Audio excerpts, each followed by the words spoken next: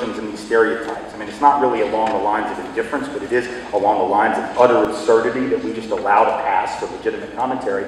That, what was it, 2.5, 3 years ago now, I guess, when the, 2.5 years ago when the healthcare debate was starting to gear up, and Glenn Beck, who's wildly popular for reasons that I cannot really begin to fathom, goes on the air on his television show when he still had one.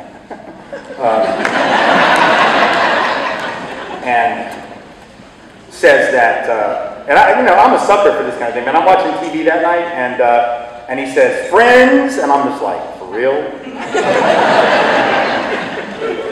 Are we friends?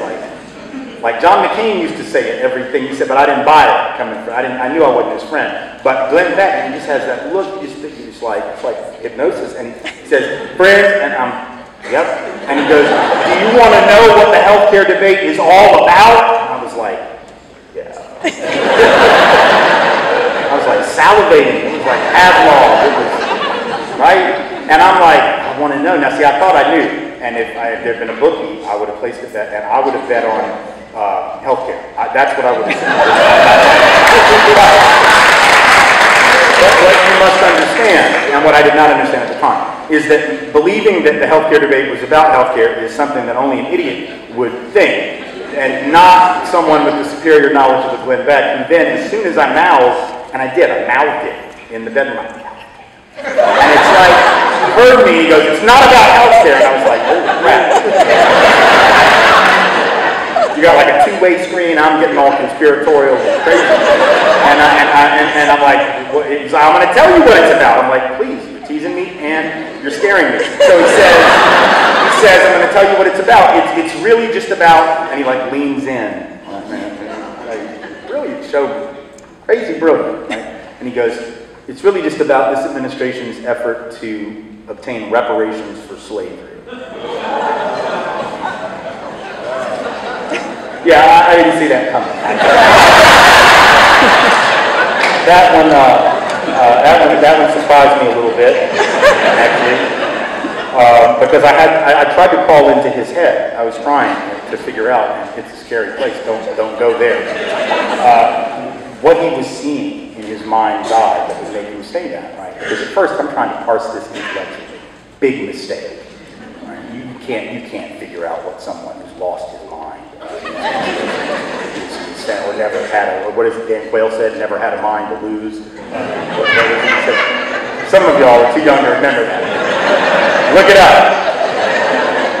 So I'm trying to figure out where he's coming from with this, like, intellectually, and I'm thinking, does he really what kind of reparations is it that you got to get sick first to get paid? What kind of plan is that? It's not a scam. That's not even remotely intelligent. That's crazy. I mean, that's like he has this image of some evil genius black dude who was like one day walking around pacing in his house like, damn, how are we going to get this 40 acres and a mule?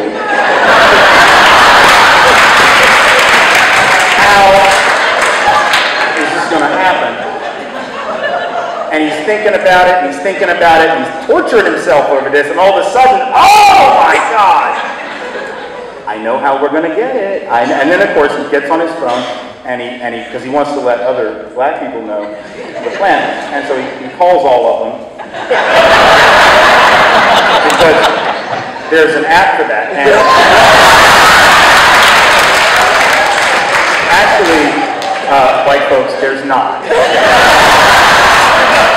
And I need to say that, right, because there will be some people in the audience who will be pissed at the mere possibility. If there was an app for white people, they'd call it racist.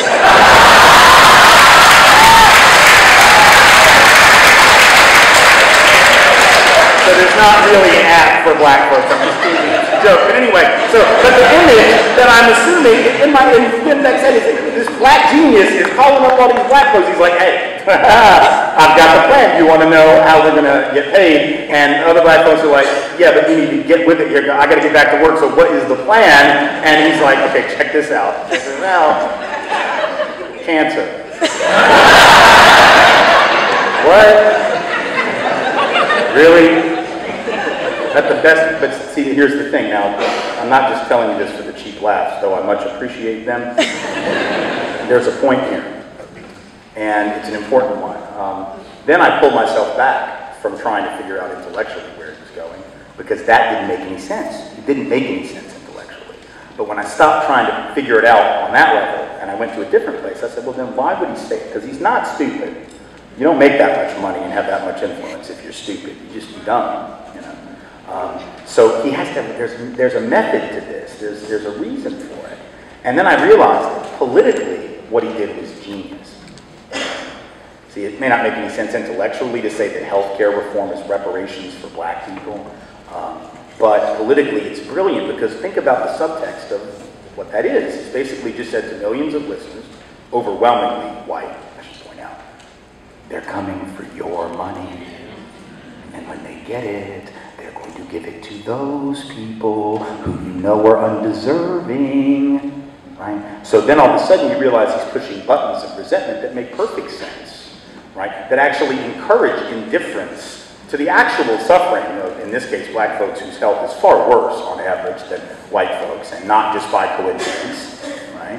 But because of the profoundly unequal delivery of healthcare in this country, not only economically but racially, because of what we now know 15 years of research about the cumulative effect of racial discrimination on the black and brown body, independent of whether one has health care, independent of whether one has insurance or primary care provider, right? The evidence on that's fairly clear, but Beck doesn't care about the evidence, he just wants to make sure you're pissed off. And like a week and a half later, you know, Rush Limbaugh gets in on it because when one of these guys hears the other one, they're like, damn, that was good. I have got to go bigger than that. I wish I'd thought of it, but I will go bigger. And then Limbaugh goes on the air and he says that the president is, quote, happily presiding over the destruction of America so as to pay white people back for slavery, end of quote.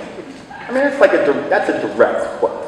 Merrily presiding over, oh, I'm sorry, the demise, not the destruction. I want to get this clear.